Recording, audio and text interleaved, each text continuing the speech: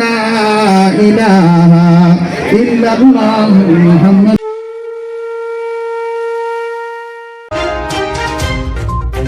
চট্টগ্রামের পাহাড়তলীতে বিএনপির চেয়ারপারসন সাবেক 3 বারের প্রধানমন্ত্রী আপসীন নেত্রী বেগম খালেদা জিয়ার আত্মার মাগফিরাত কামনায় দোয়া মাহফিল, খতমে কোরআন ও দুস্থদের মাঝে খাবার বিতরণ করা হয়েছে। অনুষ্ঠান আয়োজন করেন পাহাড়তলী রেলওয়ে বাজার ব্যবসায়ী ও পাহাড়তলী রেলওয়ে পাওয়ার হাউস কলোনির এলাকাবাসী। উক্ত অনুষ্ঠানে সভাপতিত্ব করেন বাংলাদেশ রেলওয়ে শ্রমিক দলের বিভাগীয় সমন্বয়ক মনির আহমদ। সঞ্চালনায় ছিলেন যুবদল নেতা মাকসুদুর রহমান বাবু। বিশেষ অতিথি হিসেবে উপস্থিত ছিলেন চট্টগ্রাম মহানগর যুবদলের সাবেক সভাপতি মোশাররফ হোসেন দীপ্তি, কেন্দ্রীয় শ্রমিক দল নেতা এম.আর. মঞ্জু, বিএনপি নেতা দিদারুল আলম সুমন, যুবদল নেতা এ.কে.এম. ফজলুল হক সুমন, যুবদল নেতা নূর আহমেদ গুড্ডু।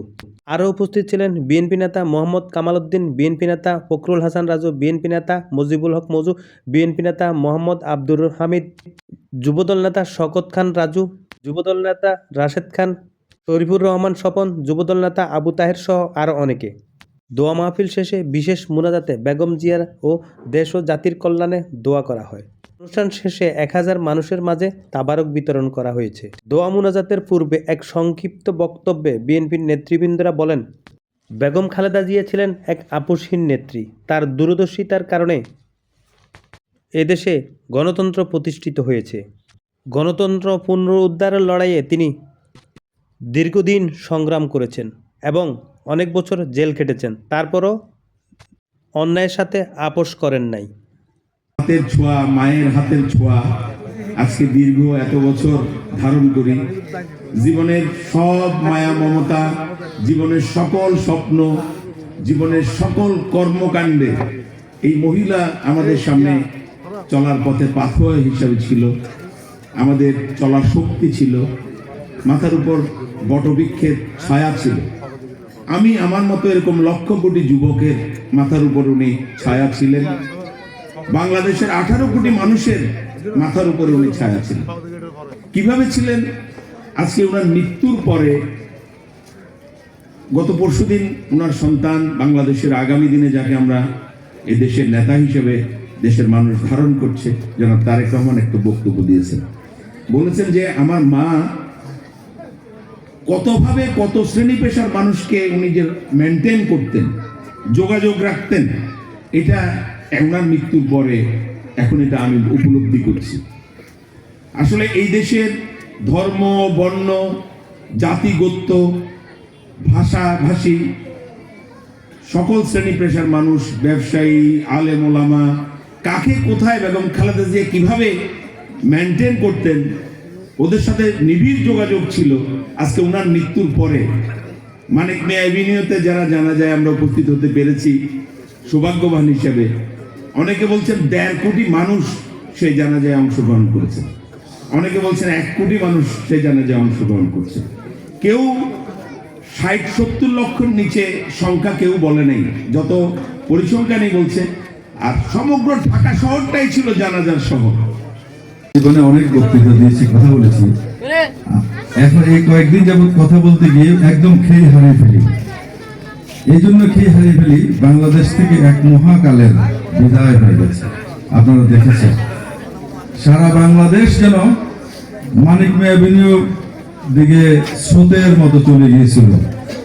কেউ জানাজার কাছে যেতে পেরেছে, কেউ যেতে পারে নাই।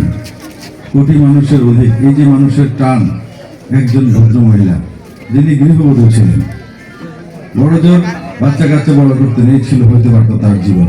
কিন্তু আল্লাহ রাব্বুল আলামিনের অশেষ রহমত এবং তার ব্যক্তিগত যোগ্যতা তাকে এই সম্মানের জায়গায় নিয়ে গেছে। এবং আপসীন নেত্রী হিসেবে তিনি খেতাব অর্জন করেছিলেন। আপনারা জানেন 3 বার প্রধানমন্ত্রী হয়েছিলেন এবং বাংলাদেশের এই যাবৎকালের সবচেয়ে গ্রহণযোগ্য রাজনৈতিক ব্যক্তিত্ব যদি কাউকে বলা হয় সেটা বেগম খালেদা জিয়া। বেগম জিয়ার আজকে যে দোয়া মাহফিল এখানে যারা আয়োজন করেছে, আমি প্রথমে তাদেরকে কৃতজ্ঞতা জানাচ্ছি, যাদের এই প্রেরণায় আজকে আমরা সবাই একত্রিত হতে পেরেছি। যার দরুন আল্লাহ রাব্বুল আলামিনের কাছে শুকরিয়া আদায় করতেছি। আজকে এই দোয়া মাহফিলে শুধু আমরা এখানে বক্তব্যের মাধ্যমে শেষ না, এখানে মাগরিবের পর থেকে দোয়া মাহফিলের বিভিন্ন অনুষ্ঠান শুরু হয়েছে, কারণ কোরআন খতম থেকে শুরু করে অন্যান্য জিকির আজকারের মাধ্যমে দেশের জন্য, এই মানুষের জন্য, এই বাংলাদেশের মাটির জন্য উনি সব সময় কাজ করে গেছেন এবং উনি মরার পরও যে কর্মকাণ্ডগুলো রেখে গেছে সেই কর্মকাণ্ডগুলো যদি আমরা ভবিষ্যতে সঠিকভাবে পরিচালনা করতে পারি, ইনশাআল্লাহ উনার আত্মার যে মাগফিরাতের জন্য আমরা কাজ করে যাচ্ছি সেই সফলতা আসবে। তার সাথে সাথে এবং আগামী দিনে যে তারেক রহমানের নেতৃত্বে সমৃদ্ধশালী, দুর্নীতিমুক্ত, আত্মনির্ভরশীল বাংলাদেশ করার জন্য যে 31 দফা ইতিমধ্যে আপনাদের সম্মুখে তুলে ধরা হয়েছে সারা বাংলাদেশের মধ্যে। রব্বিল আলামিন ওয়া হক লা ইলাহা ইল্লাল্লাহু মুহাম্মাদ। আমাদের